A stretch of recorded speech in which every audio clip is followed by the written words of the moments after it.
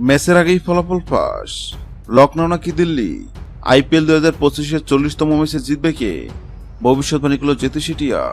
IPL 2025-এর 40তম ম্যাচে কোন দল জিতবে তা নিশ্চয় আগেভাগে বলে দেওয়া সম্ভব নয়। তবে এবার সেই কঠিন কাজটি করে দেখাবে জেতি সেটিয়া। আইপিএল 2025-এর 18তম আসরের 40তম ম্যাচে আজ 22 এপ্রিল রাত 8টায় মুখোমুখি হবে আসরের সেরা দুই দল লখনৌ ও দিল্লি। আইপিএল 2025-এর শিরোপা জিততে দুই দল শক্তিশালী স্কোয়াড সাজিয়েছে এবং দিল্লি তাদের প্রথম 7 ম্যাচের মধ্যে 5 জয় 2 পরাজয় নিয়ে পয়েন্ট টেবিলের দ্বিতীয় স্থানে আছে। অন্যদিকে লখনৌ তাদের প্রথম 8 ম্যাচের মধ্যে 5 জয় ও 3 পরাজয় নিয়ে পয়েন্ট টেবিলের পঞ্চম স্থানে রয়েছে।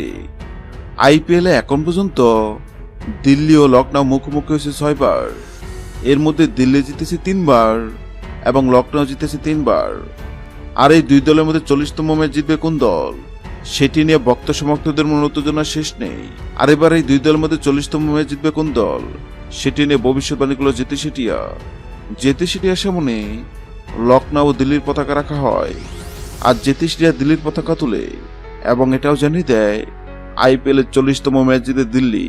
হ্যাঁ দর্শক, আপনাদেরকে বলছি, আপনাদেরকে মনে হয় আইপিএল 2025-এর 40তম ম্যাচে লখনৌ নাকি দিল্লি কোন দল জিতবে অবশ্যই কমেন্ট করে জানাবেন। ভিডিওটি ভালো লাগলে লাইক দিবেন এবং আমাদের চ্যানেলের সঙ্গে থাকবেন। ভিডিওটি দেখার জন্য আপনাকে অসংখ্য ধন্যবাদ।